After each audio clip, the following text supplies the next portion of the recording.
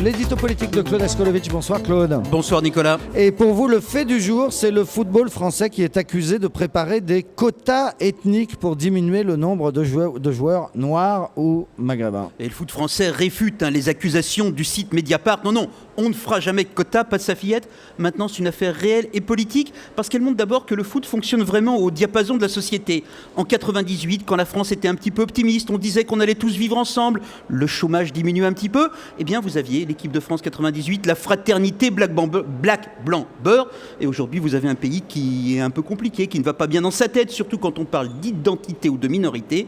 Et le football français ressemble au pays. Ce qu'on voit dans le scoop de Mediapart, ce n'est pas le football français qui serait une assemblée de racistes, mais on voit les meilleurs entraîneurs, les meilleurs techniciens du football de ce pays, qui sont pratiquement tous, excuse-moi de parler comme ça, des Gaulois, des Blancs. Et ils se réunissent et ils parlent entre eux et on comprend que ça vole pas très haut. Et on se demande si les grands noirs sont un peu pâteaux, mais si les petits blancs savent dribbler. Et on se demande si par hasard, les jeunes joueurs arabes ou africains ne seraient pas des transfuges en puissance, voire des traîtres, prêts à jouer pour d'autres pays que le nôtre. Alors soyons clairs, c'est du racisme ou pas? Non, c'est de l'ère du temps.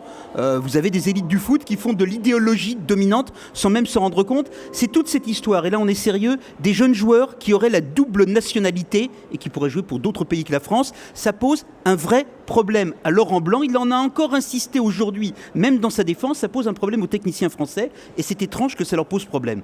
Premièrement, la double nationalité, ça existe, c'est légal et c'est un reflet de l'histoire et de la réalité de ce pays. Et clairement, si vous avez Zidane ou Benzema, c'est-à-dire des génies, des joueurs de foot géniaux français d'origine algérienne, vous avez aussi en sens inverse des joueurs français qui préféreront un jour jouer pour l'Algérie. Ça, c'est une question de liberté individuelle. Ensuite, il y a la question d'égalité et de sens pratique. Est-ce que vous imaginez un instant un entraîneur de foot qui dirait à un gamin de 15 ans en banlieue « Oh, toi le môme, tu promets que jamais de ta vie tu ne joueras pour un autre pays que la France, sinon on ne te forme pas, tu sors de l'équipe ». Évidemment, le pauvre gamin, il n'en sait rien. Ensuite, il est libre. Ensuite, on ne peut pas le traiter moins bien que les autres. Et c'est là où cette histoire montre qu'on est quand même dans une conception de la nationalité un peu étriquée, où il y aurait des Français un peu moins français que les autres. Évidemment, c'est toujours les mêmes, ça renvoie à d'autres débats. Et si on va être gentil, on va dire que c'est une idée de la France plus simple que sa réalité sociologique. Et ce n'est pas la première fois que Laurent Blanc, qui est un grand entraîneur, joue sur cette simplicité. Quand il était arrivé en équipe de France, il avait ostensiblement supprimé les menus halal pour les joueurs musulmans tels Ribéry. Il l'avait fait savoir.